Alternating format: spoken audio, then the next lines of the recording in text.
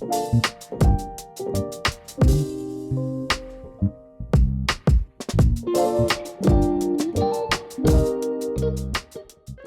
the whispers turned into a chorus. Carlos, can you tell us how to handle the energy vampires, the doubters, the dream crushers? Well, ask and you shall receive. I've conjured up a video just for that. A little guide to help you navigate the maze of negativity and most of all, keep your vibe untouchable. I really hope this video speaks to you. Samantha didn't call herself an artist, at least not out loud, not often. The word felt too delicate. It felt too vulnerable, like saying it out loud might invite someone to laugh. But she was one, whether she admitted it or not. She made things, she made videos, she made essays, she made digital collages that were messy, that were beautiful, sometimes weird enough to make people uncomfortable. She actually loved that part the most, the weirdness. What she didn't love were the people who made it harder. The jealous peer worked in the same shared co-working space. They were all smiles, of course, but there was always something off in the way that they said, "Wow, Sam, you're really going for it, aren't you?" Or, "That's such a niche idea. I could never do that, but good for you, Sam." It was a kind of compliment that made Samantha question everything. The kind that sounded like praise, but felt like a warning, like, "Don't fly too high, Sam. You're making the rest of us uncomfortable." The realist was a voice she heard in real time and in her head. Sometimes it was a friend. Sometimes it was her own voice. You know how hard it is to make it, right? Nobody wants that kind of content anymore. They said it like they were doing her a favor, grounding her, but it always felt like being pulled out of the sky just when she started to lift off. The troll didn't know her, but they acted like they did. In her DMs and her comments, "This is so cringe. Why are you trying so hard? You'll never make it with this kind of vibe." Samantha used to clap back at those things. She tried ignoring them. Eventually, she learned not to read the comments at night or while editing or before breakfast, but their words clung. Not because they were true, but because they echoed her own fears. Then there were the people closest to her, the unsupportive friend, the family member who meant well. "You're still working on that thing, Samantha?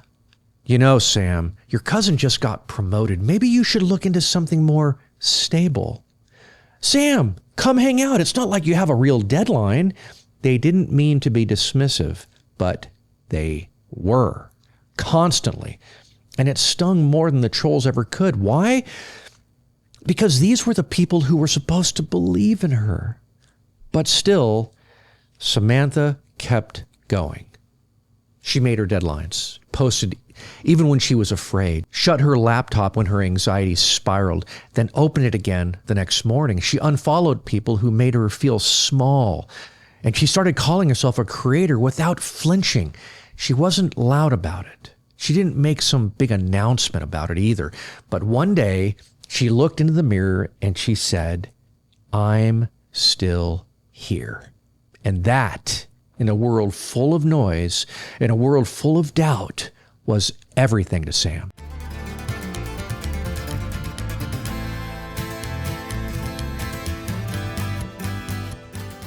Have you ever felt emotionally wiped out after sharing something that you poured your soul into?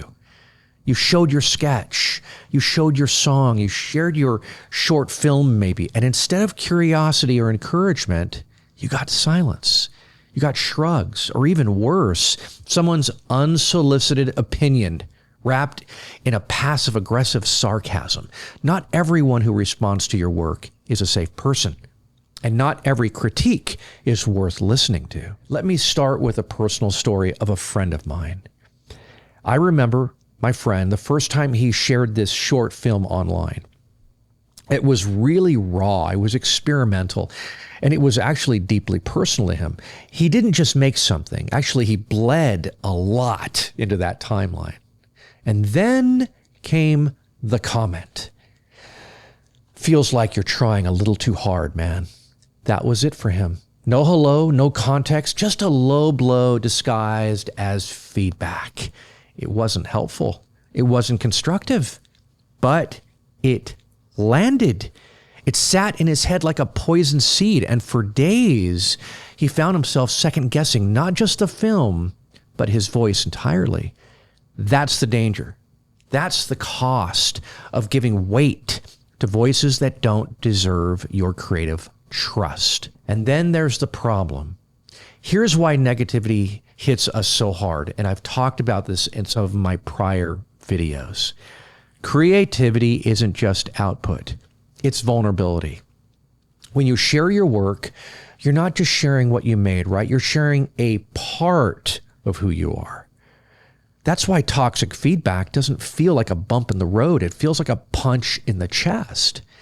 There's a real difference between critique and contamination. One helps you grow, the other festers. And if you don't learn to tell the difference, you'll start hiding your best work just to feel safe. Now let's talk about the 4 types of negative influences that I spoke about before.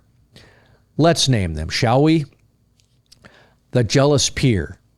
They pretend to support you, but there's a sharpness behind every compliment, right? They downplay your wins because they're wrestling with their own insecurities. And then there's the realist. They say they're just being honest, but their honesty always feels like a door closing. You know how hard it is to make it right. Nobody wants that kind of content anymore. They confuse fear with wisdom. And then there's the troll, online or offline. They thrive on reaction. They poke at your soft spots, not to help, but to feel power. Engaging with them is like trying to put out a fire by giving it oxygen. And then there's the unsupportive friend or the family member. They love you, don't they? But they don't get you. They might make jokes about your creativity, constantly interrupt your work timeline, or even change the subject when you talk about your passion. It stings because it's close to home. Now let's talk about protecting your creative energy. You are not helpless in the face of negativity. Here's some ideas on how to build armor without building walls. First, build your creative circle. Find 2 or 3 people. 2 or 3 people who you trust, though, who know how to give feedback that's honest, but it's also kind. Direct, but it's also respectful. Share your work with them before you share it with the world. Also, set healthy boundaries. Not everyone gets a front row seat to your process. Guard your timeline.